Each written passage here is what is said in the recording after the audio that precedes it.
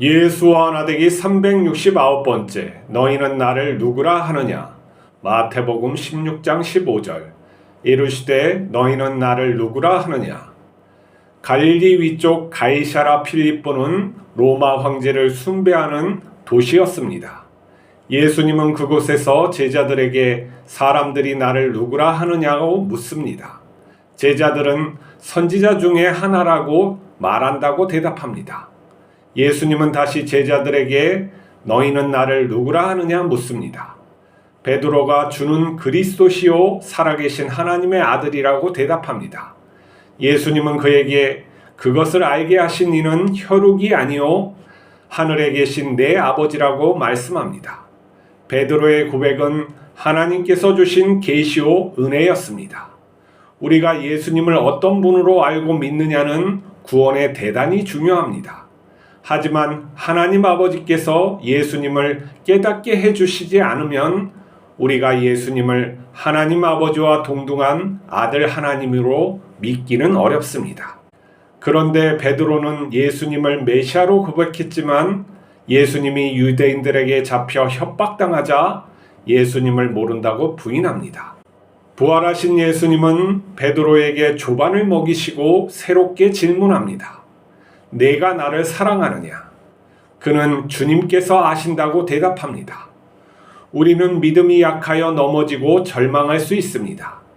예수님이 하나님인 것을 믿기 어려울 수 있습니다. 하지만 예수님께서는 그런 우리를 버리지 아니하시고 찾아와 은혜를 주시며 진리를 깨닫게 하십니다. 우리는 은혜로 예수님이 누구이신지 알게 됩니다. 세상 사람들은 권력과 욕심에 사로잡혀 사람을 신처럼 섬기지만 하나님의 아들은 자신을 종처럼 낮추시어 우리를 섬기십니다. 예수님께서 메시아인 증거는 우리가 어떤 상황에서도 믿음을 잃지 않게 보호해 주시는 것입니다.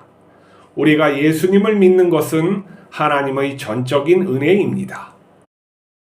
가이사라 필립보는 로마 황제를 이렇게 섬기는 그런 신도시였어요. 거기에는 또 옛날부터 판이라는 그런 우상을 섬겼는데 머리는 이렇게 사람이고 몸은 이렇게 염소의 모양의 다산, 풍요를 상징하는 신을 섬기고 있었죠. 그리고 거기에는 로마 사람들과 여러 다른 나라의 사람들, 여러 가지 사람들이 와서 로마군 기지도 삼고 여러 가지 행정 중심의 그런 도시였죠.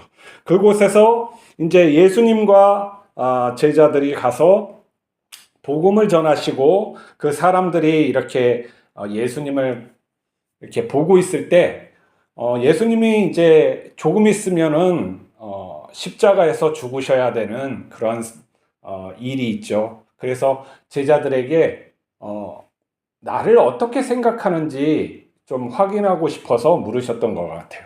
첫 번째는 저 군중들이 나를 누구라고 생각하는지 물으세요. 그러니까 제자들은 엘리야라고도 하고 에레미야라고도 하고 선지자 중에 큰 사람이라고 이렇게 해요. 그러니까 예수님을 갖다가 놀라운 기적을 베풀고 하니까 사람의 눈에서 그렇게 본 거죠. 근데 아직까지는 메시아라고 하는 사람들이 없었던 거예요. 메시아 사람들 눈에는 예수님이 기적을 일으키고 많은 어떠한 놀라운 일들을 하는데 메시아라고 생각할 수는 없는 거예요. 왜냐하면 메시아는 로마군을 갖다가 물리치고 하나님 예루살렘의 성전을 회복해서 이 세계를 갖다가 통치하는 그런 어떤 군주적인, 그러니까 왕 중의 왕으로서 그렇게 기다리고 있었는데 그러기에는 좀 부족하지 않나 생각해서 그렇게 생각했던 것이죠. 근데 예수님께서는 또 제자들에게 또 물으세요. 너희는 나를 뭐라 하느냐? 지금까지 너희가 나를 따라다녔는데 나를 누구로 생각하느냐 했더니 베드로가 주는 그리스도시요 살아계신 하나님의 아들입니다 라고 대답했어요. 놀랍죠? 이게 뭐냐면 무슨 계시가 딱 내려져 가지고 이렇게 얘기를 한 거 그렇게 한 게 아니라 베드로의 고백이라는 거예요. 이게 예수님을 가까이서 쫓아다녔는데 저는 정말 하나님의 아들이고 메시아가 분명하다라는 것을 갖다가 깨달은 거죠. 그래서 고백적으로 예수님께 이렇게 한 거예요. 주는 그리스도시요 살아계심의 하나님의 아들입니다. 이렇게 하니까 예수님이 기뻐하셨던 것 같아요. 그리고 이제 그를 칭찬하면서 이거는 혈육, 그러니까 사람이 알려준 것이 아니라 하나님께서 너를 갖다가 특별히 사랑하셔서 또 은혜를 주셔서 깨닫게 하신 거다 해서 계시적인 것으로 알게 하셨다는 것이죠. 우리가 하나님, 그러니까 예수님을 갖다 메시아로 아는 거, 그리고 하나님의 아들, 그러니까 하나님 아버지와 동등된 아들로 이렇게 믿는 것이 쉬운 일이 아니에요. 우리가 교회 교육을 통해서 이렇게 계속 얘기해서 그런가 보다 이렇게 하는 거고, 내가 정말로 하나님의 아들로 믿는 거하고는 달라요. 그게 엄청나게 다른 거예요. 내가 고난 중에 있음에도 하나님이 나와 함께 하셔, 나를 사랑하셔 이렇게 고백하는 거하고 똑같은 것이라는 거죠. 그래서 쉬운 것이 아니에요. 그냥 그랬나 보다 이렇게 생각해 보지만은 그렇게 쉬운 게 아니에요. 근데 이 믿음 좋은 베드로가 예수님이 죽으러 간다고 하니까, 이제 십자가에서 죽으러 간다니까 이제 말리고 그러면 가지 마십시오 하고 이제 예수님을 갖다 나무랬다라는 것으로 나오죠. 그리고 예수님한테 이제 사탄이라는 또 욕을 먹죠. 이런 거, 하나님이 주신 길을 갖다가 가는데 막는 자, 하나님의 길을 가는데 막는 자는 사탄이다라는 또 이렇게 이야기를 들어요. 그리고 베드로가 그렇게 믿음이 좋았는데 예수님이 뜻밖에도 그 유대인들, 악인들에게 또 잡혀서 협박당하고 종들한테 매맞고 뭐 이런 모습을 보자 믿음이 확 떨어지는 거예요. 확 떨어지는 거예요. 이게 죽음의 공포라기보담도, 우리가 베드로는 분명히 죽을 수 있었어요. 예수님을 위해서 죽을 수 있는 결심이 있는데 죽음 앞에서 두려워했다는 그 말도 이해가 되지만, 더 근본적인 문제는 내가 뭐냐면, 내가 믿고 있는 그 대상, 하나님의 아들로 믿고 메시아로 믿고 있는 그 대상이 저렇게 힘없이 저런 약자, 아무것도 아닌 자들한테 매맞고 침뱉음을 당하고 이렇게 했을 때 무너져 버리는 거죠. 내가 믿는 대상이 무너질 때 우리는 절망하게 돼 있어요. 그런 것을 경험해 보지 못했어요? 쉽게 경험하면 여성분들이 있으면은 내가 그렇게 사랑하고 믿었던 남편이 다른 여자가 있었더라. 절망하는 거예요. 죽여버리고 싶죠. 예? 그래서 갈라서는 거 아니겠습니까? 바람 피우는 사람들하고. 그런 거하고 똑같은 거예요. 내가 그렇게 믿었던 주님께서 저렇게 약한 놈들한테 저렇게 당하다니 하니까 어떻게 해요? 무너져 내버리는 거예요. 그리고 내가 나는 예수님 모른다고, 저분 모른다고 이렇게 나온 거예요. 그리고 어떻게 됩니까? 나가가지고 자기 자신을 돌아볼 때 얼마나 한심스럽고 정말 죽고 싶겠어요. 그래서 통곡을 하는 거죠. 그래서 베드로가 그렇게 나와서 통곡을 하는 거예요. 우리가 그런 모습을 볼 때 연약한 인간, 의를 위해서, 어떠한 신념을 위해서 죽을 수가 있는데 그 신념이 내가 무너질 때는 죽고 싶은 거예요. 응? 내가 그렇게 따랐던 공산주의 사상이 사람이 이룰 수가 없다는 거, 그리고 그걸 만들고 했던 사람들이 뒤로는 흉악한 짓을 했다는 그런 것들을 볼 때 내 신념이 완전히 무너지는 거예요.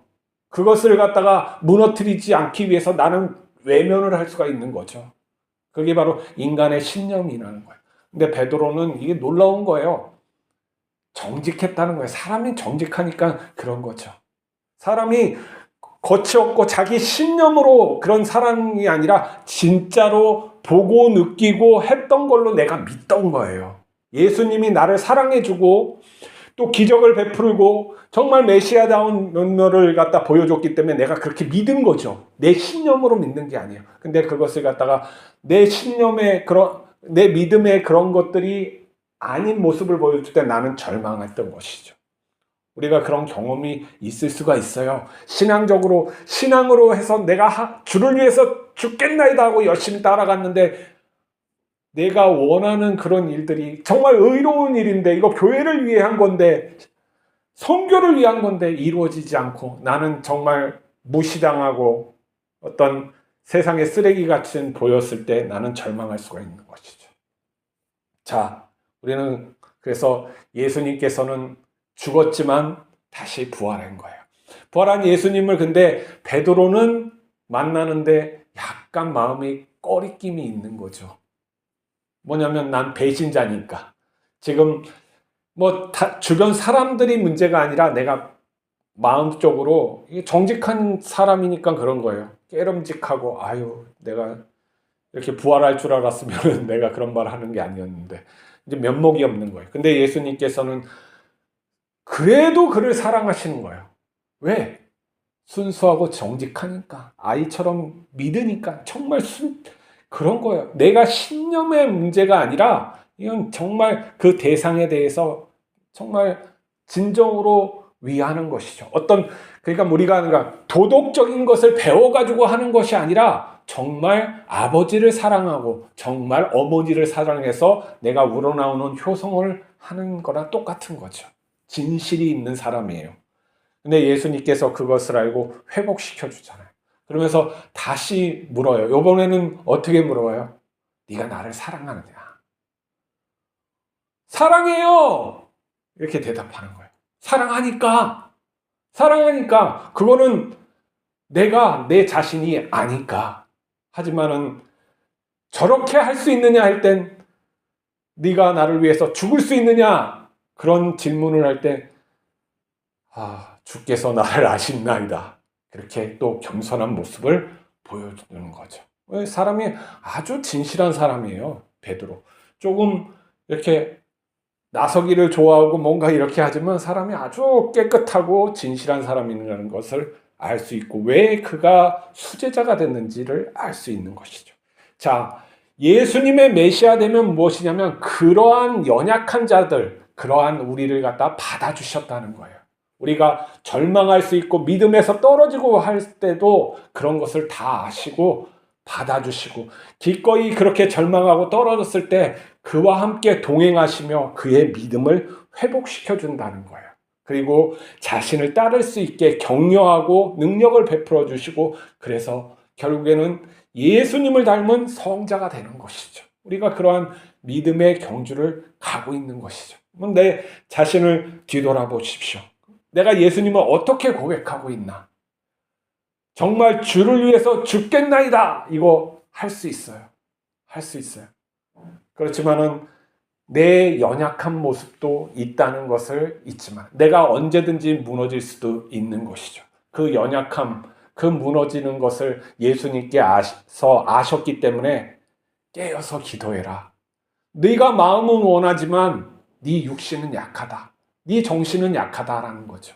우리가 그래서 예수님을 갖다가 온전히 따르기 위해서는 늘 깨어서 기도하고 나의 부족함이 없어지지 않는다는 걸 알아서 늘 의지하면서 동행하면서 사는 거예요. 그럼에도 불구하고 넘어질 때는 누가 일으켜 주세요? 예수님이 일으켜 주시죠. 우리가 정직하게 하나님 앞에 계속 쓰고자 할 때 그것을 하나님이 아시는 거죠. 우리가 연약하고 우리 자신이 부인될 수밖에 없는 그런 것을 예수님은 아시는 거예요. 그렇지만은 두 마음을 품거나 예수님을 이용하거나 아니면은 정말 의심해도 괜찮지만은 그것을 진리를 향한 옳음을 향한 그 의심이어야지 자기 목적을 위해서 이렇게 하던 사람은 결국 하나님을 믿지도 않고 예수님을 믿지도 않고 결국 그 아들 되심을 성육신 하심을 우리가 깨달을 수가 없는 거예요. 그 은혜가 우리에게 미치지 못하는 거예요. 왜 그러냐면 그런 은혜를 주면 더 교만해질 테니까. 은혜를 주면은 더 교만해져서 지가 잘나서 하나님이 복을 주신 줄 알고 착각하기 때문에 그러는 거죠.